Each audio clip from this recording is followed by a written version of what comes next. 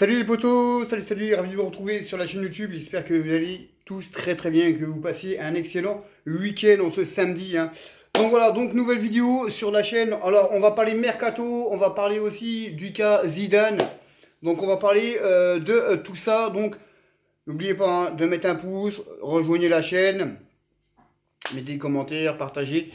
Et mettez la cloche de notification pour ceux qui veulent me suivre. Donc on est là, on est parti et on a du très très gros dossier et une bombe à la fin. Grosse bombe, hein. On a même deux grosses bombes à la fin. Donc on reviendra à ça, reviendra dessus plus tard.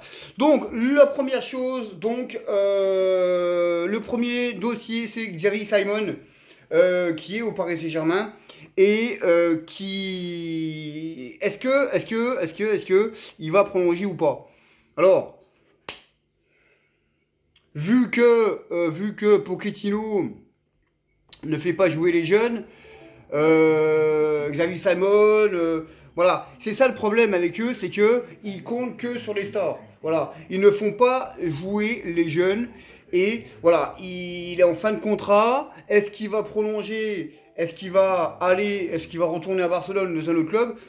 Ça, on n'en sait rien. On n'en sait rien parce que Monsieur Pochettino et ils ne font pas confiance aux jeunes dans ce club. Voilà. Dans les autres clubs, ils font confiance aux jeunes et il y en a beaucoup. Non, mais au PSG, eh ben, ils font pas confiance au club, même pas confiance au centre de formation. C'est quand même dommage. C'est quand même dommage parce qu'il a quand même du potentiel chez ce gosse là. Et vous n'allez pas me dire qu'il est moins fort que Herrera, que Paredes. Il les vaut. Hein. Franchement, sur le dernier match avec Michou, quand ils sont rentrés, le week-end dernier, eh bien, contre Lyon, ça a changé beaucoup les choses. Mais malheureusement, ils sont rentrés à un quart d'heure, 10 minutes à la fin. Voilà, je comprends pas pourquoi ils les font pas titulaires ces joueurs-là. Je comprends pas, mais bon. Après voilà, après le PSG c'est pas un club comme les autres. Hein. Voilà, c'est bien dommage, mais bon c'est comme ça. Alors, on a quand même donc Jerry Simon et Edouard Michou qui seront dans le groupe ce soir hein, pour le match face à Brest. Donc Paris-Brest ce soir. Putain c'est bon, hein, Paris-Brest. Donc ce soir Paris-Brest au Parc des Princes. Donc, Edouard Michou et Xavi Simon seront dans le groupe. Après, c'est là où il faut les faire jouer. Parce que, voilà, le PSG sera champion de France. Ils ont 10 ou 11 points d'avance. Attends, mais fais-les jouer. Fais-les jouer. Autrement, ils joueront jamais. Fais-les jouer. T'as 10 points d'avance. Qu'est-ce que tu perds? Fais-les jouer. Mais bon, vu qu'on a un club qui n'est pas digéré, qui n'est pas dirigé correctement. On reviendra dessus, hein, l'entraîneur. Mais bon, voilà, je pense que vous savez comme moi un peu ce qui se passe dans ce club, c'est vraiment c'est le monde à l'envers. Voilà, c'est le monde à l'envers. Voilà, le monde à l'envers. Mais bon, voilà, il faut les mettre titulaires, ces jeunes-là. Mais bon, enfin, c'est compliqué. Quoi. Bah, c'est pas compliqué, mais bon. Alors, on a aussi le retour de Neymar. Alors, le retour de Neymar pourrait se faire face à Lille ou face à Nice en Coupe de France. Donc à la fin du mois. Voilà, alors apparemment la blessure serait en très bonne voie de guérison. On sait très bien que ce joueur-là est fragile, faut pas se mentir. On sait très bien qu'il est fragile, Neymar. Mais bon, est-ce qu'il va revenir? Et puis on entend toujours la même chose, il va revenir, ouais, je vais revenir plus fort. Voilà, chaque fois qu'il est blessé, il revient plus fort. Non, non. Est-ce que Neymar a fait passer un cap au PSG? Non. Oui, naturellement, il a fait des exploits avec le PSG, hein, contre le Dortmund, contre le Bayern, contre Manchester United. Mais c'est tout, voilà, il n'a jamais fait passer un cap au Paris Saint-Germain. Voilà, on l'a pris parce que on s'est dit bon bah il va nous apporter peut-être la première Ligue des Champions. Donc ça serait la deuxième Coupe d'Europe pour le PSG, deuxième Coupe d'Europe pour un club français. Malheureusement, non, on attend toujours. Voilà, parce qu'il est inconstant, on le voit plus en dehors que sur le terrain, on l'entend plus sur les réseaux que sur le terrain. C'est malheureux, voilà, c'est malheureux, voilà, c'est malheureux. Mais bon, après c'est comme ça, hein, de toute façon. Moi j'avais toujours dit qu'il fallait pas prendre ce joueur-là, il fallait prendre Cristiano Ronaldo, et on aurait pris Cristiano Ronaldo, la Ligue des Champions, on l'aurait déjà gagné, et pas qu'une fois. Et malheureusement, ils ont voulu prendre lui. bah voilà, maintenant, ben voilà, il coûte plus de 30 millions d'euros par an. Il est là pour encore pendant 3 ans, à 30 millions par an pendant 3 ans. Il va se la couler douce, hein. Il va se la couler douce, hein. Pourquoi il se casse le cul? Il est là, à plus de 30 millions par an. Personne au monde peut lui payer le salaire là, à part le PSG. Donc il va pas se casser le cul, hein. Enfin, c'est compliqué, quoi. Petit café. Donc alors, on a aussi PSG Real, hein, qui est dans un mois, voilà, qui est dans un mois, hein, quasiment jour pour jour. Donc, est-ce que le PSG a une chance contre le Real de Madrid? Eh ben, moi je dirais que ça serait du 50-50. Voilà, c'est du 50-50. On sait que le PSG n'a aucune identité de jeu depuis le début de la saison, depuis Tuchel, depuis Emery. Bah, Emery, il y avait de l'identité. Laurent Blanc, il y avait de l'identité. Mais malheureusement, ils les ont pas laissé travailler. Mais bon, Tuchel, il y avait de l'identité au début. Mais bon, mais c'est vrai que actuellement, voilà, le PSG n'a aucune identité de jeu et il faut que le PSG se prenne en autogestion comme ils ont fait au Final 8 contre contre l'Atalanta de Bergame, Leipzig. Voilà, il faut qu'ils se prennent en autogestion parce que le coach, c'est fini, hein, il est plus là, voire même il pourrait même dégager avant. On va revenir à la fin. Mais c'est vrai que le PSG face au Real de Madrid, on a un Benzema qui marche sur solo, Vinicius Junior qui marche sur les étoiles, euh, Modric qui marche sur la planète. C'est un sacré équipe, hein, faut pas croire, hein, c'est une sacrée équipe. Même s'ils ont perdu l'autre fois, même s'ils ont des difficultés en défense, ça reste un monstre quand même. Mais bon, on a bien vu avec le Bayern de Munich, tout le monde s'est dit, ah putain, ils vont jouer le Bayern, ils vont se faire défoncer la gueule. Bah non, ils ont été gagnés au Bayern, et ils ont éliminé le Bayern de Munich. Donc voilà, c'est le jour et la nuit avec ce club. C'est le jour et la nuit. Donc voilà, donc impatient de voir, hein, dans un mois à peu près ce choc, hein, PSG Real et après Real PSG. Et on verra bien un peu comment ça va se passer là-dessus. Question mercato, on a beaucoup de joueurs, hein, qui doivent foutre le camp, hein, mais bon, c'est que malheureusement au PSG, c'est qu'ils veulent pas partir parce qu'ils sont trop bien payés.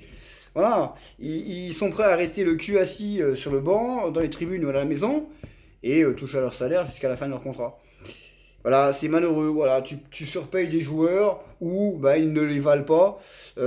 T'achètes des joueurs ou bah, tu les achètes cher et ça ne les vaut pas. Voilà, on se fait encore entuber, hein, c'est pas de maintenant, hein, puis je pense que ça continuera comme ça, hein, s'ils ne changent pas leur manière de faire, eh bien on se prendra des carottes, des carottes comme ça. Donc voilà, il y a Idrissa Gueye qui pourrait partir, tu le départ, Paredes, Icardi, Draxler, Sarabia non, Herrera, Kurzawa, Kerrer, Diallo, voilà, tous ces joueurs, Rico aussi, hein, devrait partir, tous ces joueurs-là devraient partir.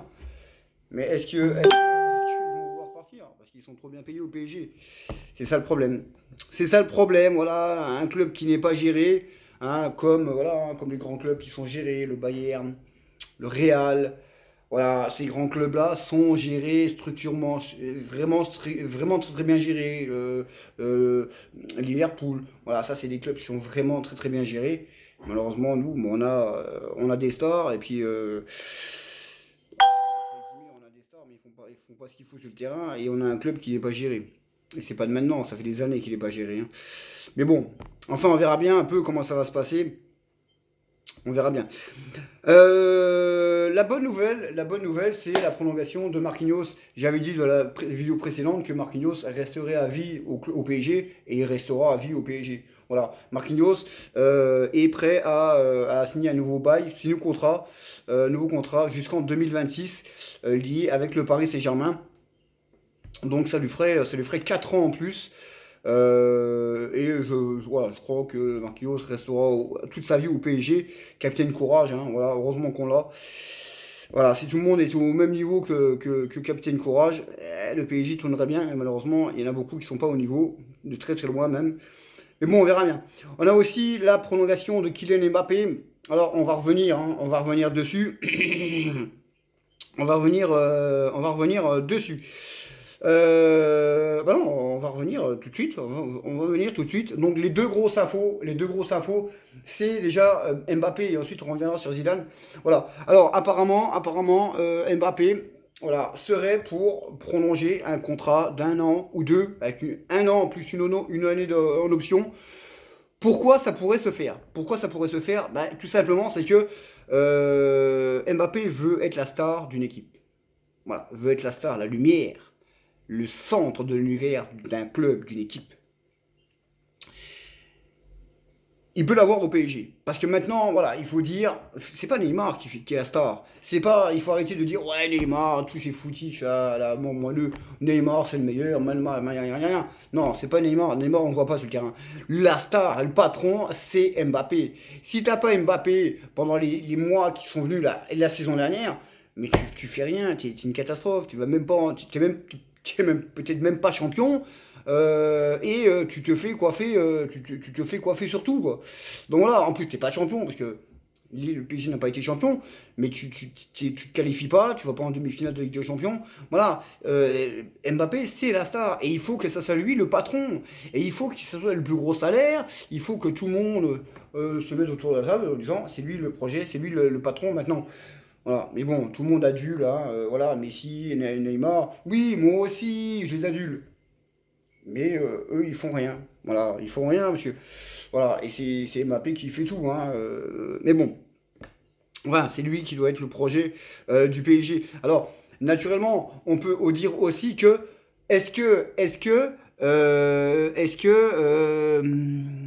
Ah, ça tourne. Est-ce que Mbappé va aller au Real? Parce qu'on sait très bien que Erling Haaland aussi veut aller au Real. Donc, si les deux, de toute façon, ne veulent pas jouer ensemble. Ça, c'est clair. Donc, si Mbappé va au Real, bon, Erling Haaland n'ira pas au Real. Donc, on faudra tout mettre sur Erling Haaland pour le faire venir au PSG. Par contre, s'il vient au PSG, il faudra le blinder. Il faudra le faire signer 4-5 ans directement. Comme ça sera tranquille. Par contre, dans le sens contraire, si Erling Haaland est la priorité du Real, si Erling Haaland va au Real, Mbappé ne voudra pas jouer avec lui. Donc là, ce sera la possibilité de Mbappé et du PSG de prolonger. Mais il faut faire très attention, parce que si Mbappé prolonge d'un an avec une année en option, on va dire 2 ans, mais si Haaland signe un contrat de 5 ans, les 2 ans finis, tu fais qui? Tu fais quoi après? Quand Mbappé va partir au bout de 2 ans, tu fais quoi? Parce que si Haaland signe 5 ans au Real et que Mbappé tu le fais signer 2 ans, une année de plus une option, donc ça ferait 2 ans, et au bout de 2 ans il s'en va. Mais après tu peux pas aller chercher Haaland parce qu'il est au Real, il a signé pour 5 ans. Donc on fait comment? Il faudra chercher quelqu'un d'autre encore. Donc ils sont pas cons, ils savent très bien, ils sont pas cons. Mais on verra bien un peu comment ça se passe. Mais ils sont pas cons ils savent, hein, ils savent la stratégie là. C'est pas moi qui va l'inventer. Ils savent très bien. J'espère qu'ils savent et ne pas se prendre les pinceaux dans les roues, dans les bâtons dans les roues. Voilà. En tout cas, il faut que ce soit Mbappé le projet et la star du club. Et on revient maintenant sur Zidane. Alors Zidane, oui, hein, on va dire à 95% de chance d'être le prochain entraîneur du Paris Saint-Germain. Et même avant, hein, parce que bon, apparemment, ça serait Doha qui prendrait maintenant les décisions. Apparemment, Leonardo a été écarté, Nasser écarté. Ça serait Doha qui prendrait les décisions. Voilà. Est-ce qu'il faut le faire venir avant le Real de Madrid pour faire l'électrochoc? Moi, je pense qu'il fallait le faire. Oui, il faut le faire. Alors, naturellement, s'il veut venir, parce qu'apparemment, il veut venir, mais en début de saison. Mais voilà, si tu fais ce qu'il faut, tu vas chercher. Après, tu le prends maintenant. Et puis, s'il arrive une catastrophe contre le Real, voilà, il arrive une catastrophe. Voilà. Mais il faut un électrochoc. Parce que, avec ce qu'on a, et puis, avec le club qu'on a, et contre le Real, avec Pochettino. Moi je dis 50-50 à l'heure, mais bon, ça va être compliqué parce que bon, il n'y a pas d'identité de jeu, on sait même pas ce qu'il va mettre comme équipe. Voilà, il faut voir un peu les blessés, tous les machins. On verra bien un peu comment ça se passera dans un mois à peu près. Mais bon, voilà, Zidane, de toute façon, je pense qu'à 95% sera l'entraîneur du PSG parce qu'il n'y a personne d'autre qui va venir. Et Pochettino, lui, il est en route pour Manchester United. Donc voilà, après on verra bien un peu comment ça va se passer. Tous ces feuilletons. Et puis voilà, on verra bien un peu comment ça va se passer. En tout cas, ben, la vidéo est terminée. Voilà, petite vidéo tranquille. Donc on reviendra ce soir. Je refais une vidéo ce soir que vous aurez demain matin sur le débrief du match entre Paris et Brest. Et puis nous, on se retrouve pour d'autres vidéos sur la chaîne YouTube. N'oubliez pas de vous abonner. Sur ce, ciao!